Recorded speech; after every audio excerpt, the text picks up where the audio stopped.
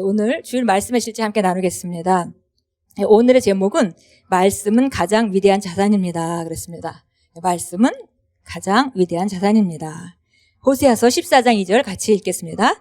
너는 말씀을 가지고 여호와께로 돌아와서 아뢰기를 모든 불의를 제거하시고 선한 바를 받으소서. 우리가 숫송아지를 대신하여 입술의 열매를 주께 드리리이다. 말씀을 가지고 여호와께 돌아와라. 그리고 거기서 모든 우리의 불의를 제거하시고 선한 바를 받으소서. 이렇게 하면서 숫송아지를 대신하여 입술의 열매를 드린다. 그래서 입술의 열매가 얼마나 중요한지, 그리고 하나님께서 받기를 기뻐하시는지에 대해서 말했습니다. 우리 같이 읽겠습니다. 말씀은 금이나 다이아몬드처럼 훨씬 더 가치 있는 가장 위대한 자산입니다. 말씀만이 당신의 삶과 상황을 바꾸고 영원한 승리를 줄 수 있습니다.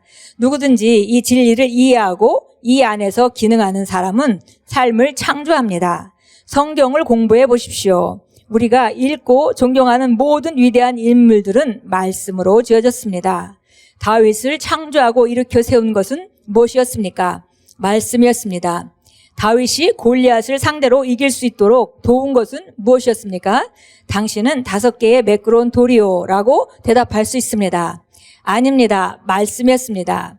그는 돌을 집어들었을 때 말씀에 의지했습니다. 사무엘상 17장을 공부해 보십시오. 다윗은 그의 믿음을 말씀에 두었기 때문에 골리앗을 이길 것이라고 확신했습니다.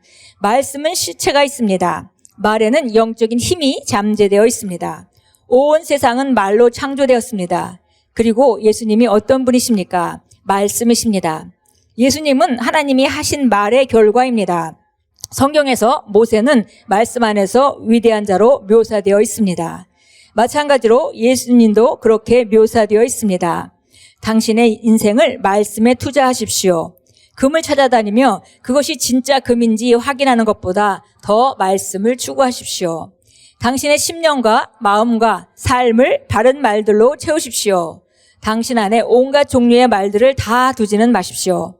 그 말들은 당신을 죽일 수도 있고 살릴 수도 있기 때문입니다. 골로새서 3장 16절은 당신 안에 어떤 말을 두어야 하는지에 대해 말하고 있습니다. 그리스도의 말씀이 너희 속에 풍성히 거하여 당신의 심령 안에 그리스도의 말씀을 두십시오. 잠시 보겠습니다. 여기 오늘 말씀은 가장 위대한 자산입니다. 그런데 이것은 사실 말씀이라고 해도 되고 말은이라고 해도 되겠습니다. 그래서 왜냐하면 결국 우리 말이 중요한 것인데요. 그 말이 다른 것이 아니라 말씀으로 채워져야 되기 때문에, 그래서 마음속에 선한 가득한 보물 창고에서 선한 말을 내게 되고 악한 것이 가득 차 있으면 악한 것을 내게 되어 있기 때문에 바로 우리가 말을 하는 것이 너무 중요한데 나오는 말이 바로 말씀이어야 된다는 것이죠. 그래서 우리가 말은 가장 중요합니다. 이렇게 읽을 수도 있겠고요. 또 말씀은 가장 위대합니다. 이렇게 읽을 수도 있겠습니다. 그래서 구약에 있는 모든 히브리서 11장에 나온 믿음의 선진들은 말씀으로 자기 세계를 지은 사람들입니다. 그래서 하나님의 말씀을 받아서 그 말씀을 가지고 자기 세계를 지어간 사람들의 모습이 쭉 나오는데요. 그래서 그것이 전부 다 말씀으로 지었기 때문에 그런 일이 가능했다는 것이죠.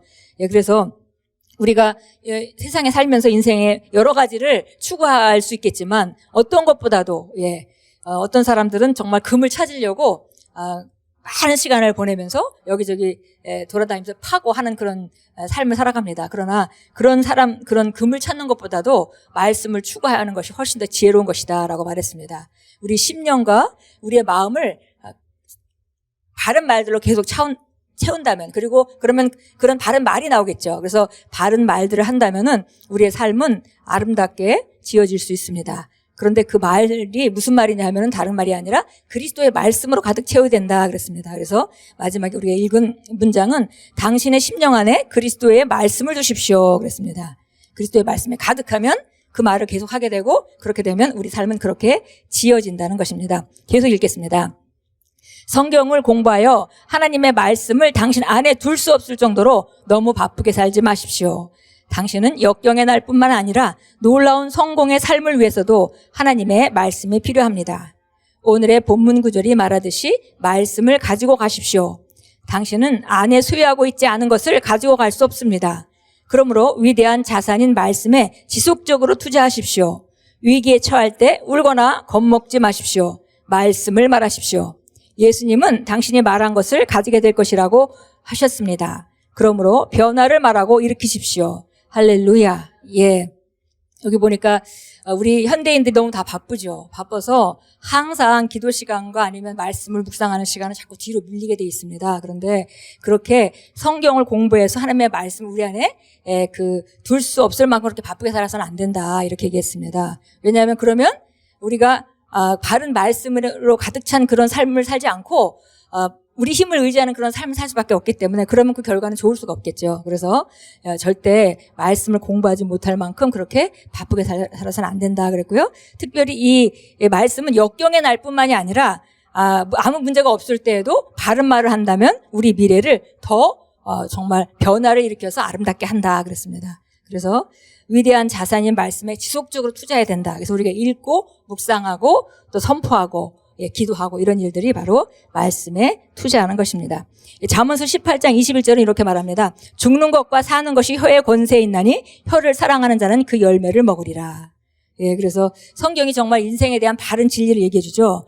바로 우리가 무엇을 말하느냐가 우리 인생을 어떻게 만드느냐의 가장 중요한 요소라고 말하고 있는 것입니다. 마태복음 12장 37절입니다.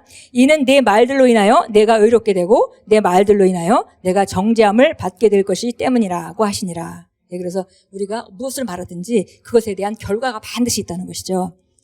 그래서 오늘 정말 우리가 나눈 말씀은 우리 말씀은 가장 위대한 자산이다. 그래서 이 말씀을 어찌하든지 우리 안에 그리스도의 말씀을 풍성하게 두고 그리고 이제 삶 가운데 그 말씀들, 우리 안에 있는 그 말씀들을 밖으로 계속 내보내는 그런 말씀을 할 때 우리 삶은 달라질 수밖에 없습니다.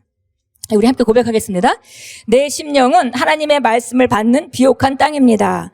하나님의 말씀은 내 안에서 결과를 창출하고 부인할 수 없는 승리와 변화를 가져옵니다. 내 삶은 하나님의 생각과 지각과 방향과 그분이 나를 위해 창조하신 운명에 일치하도록 만들어집니다. 내 삶은 예수 이름 안에서 탁월하고 영광으로 충만합니다. 하나님께 영광 드립니다. 우리 다시 한번 고백하겠습니다. 내 심령은 하나님의 말씀을 받는 비옥한 땅입니다. 하나님의 말씀은 내 안에서 결과를 창출하고 부인할 수 없는 승리와 변화를 가져옵니다. 내 삶은 하나님의 생각과 지각과 방향과 그분이 나를 위해 창조하신 운명에 일치하도록 만들어집니다.